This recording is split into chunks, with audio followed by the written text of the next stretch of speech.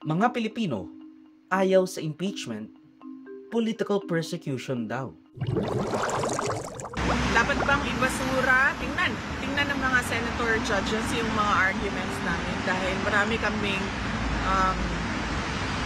mga solid legal arguments kung bakit dapat i-dismiss itong impeachment complaint. Impeachment na naman ang pag-uusapan. Walang tigil pero wala tayong magagawa eh. Ayaw kong i-cover as of yet yung isang issue. Nakakatakot kasi. Not really nakakatakot pero I don't wanna do it. Especially it's a crime thing and not a politics.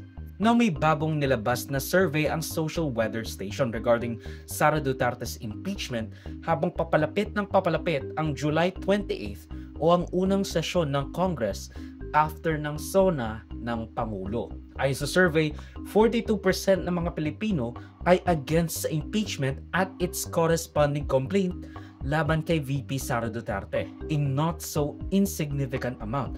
Lalo na at kung titignan natin, mas marami ang against kesa sa pabor sa impeachment. Although, only by a few percentages.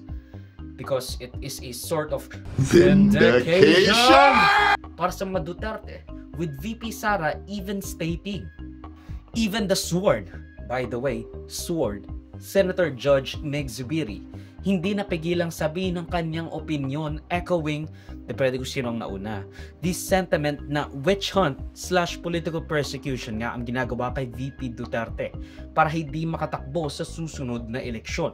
Whether I'm pro Sara or not, I cannot, I have to listen to the evidence that will be presented by them. Of course, I have some biases.